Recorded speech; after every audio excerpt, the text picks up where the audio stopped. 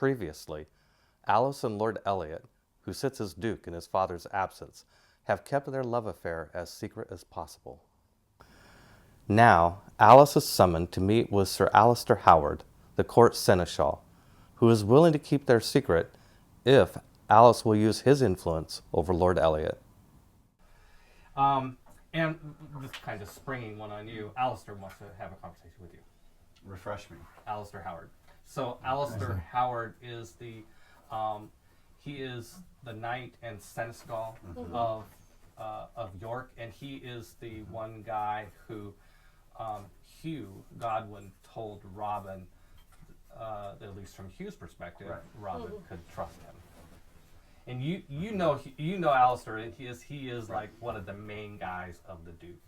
He kind of runs the castle, not like big secretively or any clandestinely. You just get like one of the pages in the castle finds you, and He just wants to talk. and gives you a notice that a summons from Alistaire.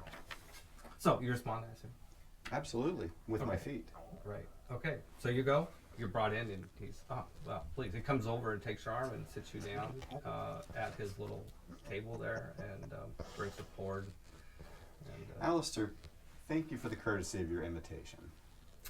Of course. Thank you for making yourself available so promptly. I find that if I deal with a friendly request right away, I'm always happier. Well, great. So as you guys make a little bit of small talk, the small people leave. Being small in hierarchy. It's not like he has this whole staff of munchkins or anything. Yeah. So it's just the two of you alone in the room, and at a break after sort of the small talk. So I wanted to talk with you about your relationship with Elliot. Oh, how would you like to proceed? He looks around the fact everybody else has left, confidentially. Okay, that sounds like an appropriate manner of having this conversation. Yes. You wouldn't be the first, Elliot would not be the first person who lives in this castle who has a mistress, if you will. Some people who've lived in this castle have taken mistresses before, you say? Yes. Well, it sounds like court life to me.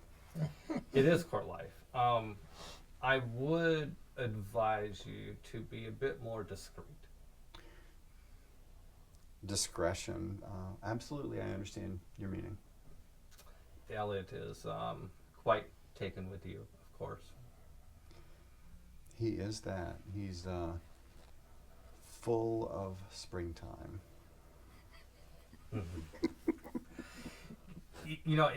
If his father or mother were to suspect this relationship, and I don't think either of them do.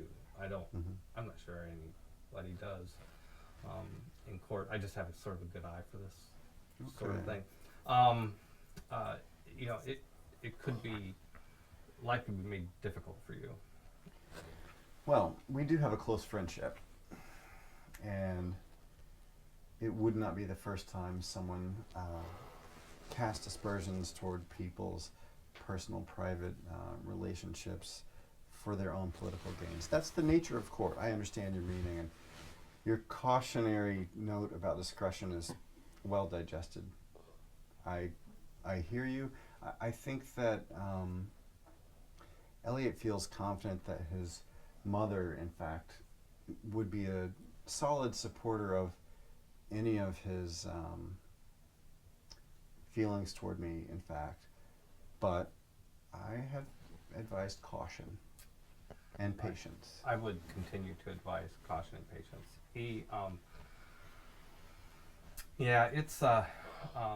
He's a bit blind to how this would go over. It's a simple matter. This has to be kept a secret. And in fact, I can help you with that. So my main goal here is to explain that this needs to be very confidential and to provide you a resource.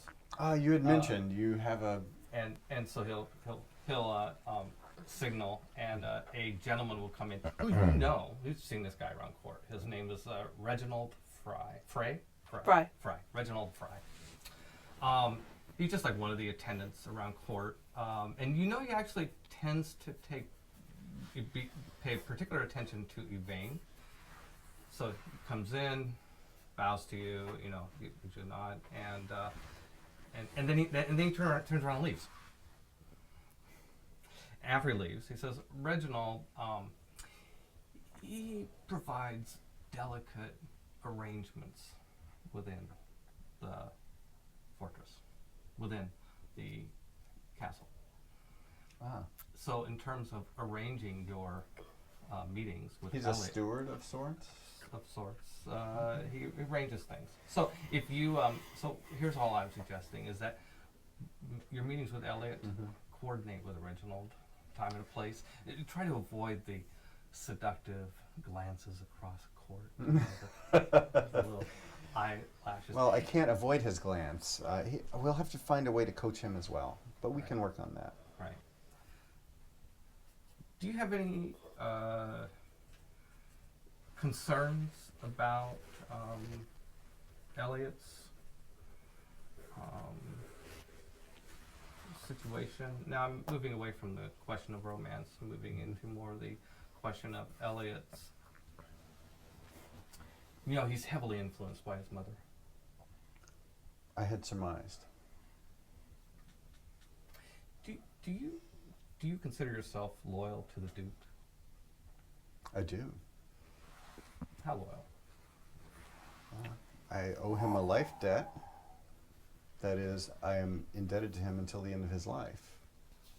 You are the only person who has the ear of Elliot to the extent that his mother does. I see. If you wanted to serve as a, if you really wanted to help the Duke, you could in small ways. You would like me to quietly I bend would the ear of Elliot I would Those are love to see stupid. you affect. to the benefit of the Duke. I would love to see you affect policy. Well, when it's appropriate, absolutely. But Well, I have an There- idea there will right be, now. If you want. there's filters and parameters. And yes, what? I mean, why wait on these things? I mean, Vane is marshaling her strength, and the Duchess's schemes against the Duke are known. She is essentially running the show here because she just tells Elliot what to do, and nobody else has a voice. If you get a chance, you might suggest to Elliot that he form a council that meets on a regular basis. That includes, of course, his mother, but also perhaps me. I think that seems reasonable and strong. Absolutely. I'm sure I'll need some artifice to have caused you to have caught my eye. Your skill, your expertise. I mean, some of that's readily apparent, and he clearly trusts you, but... Oh. Right. Oh. I think this sort of thing only works if you get Elliot to kind of open up and share his problems with you, and it comes Oh, out as a well, natural it's part of just that conversation. easy. Absolutely, you're right. Yeah, and if he, So simple. No, you've said it. That's it. Okay. That makes perfect sense. very well. All right. The plan is set then. All right. Thank you. It's always a And- pleasure to take advantage of your hospitality. Thank you for the wine and your Yes. time. All right. He escorts you to the door. And I see myself back to my room. All right. Next up, Hef becomes embroiled in the brewery business.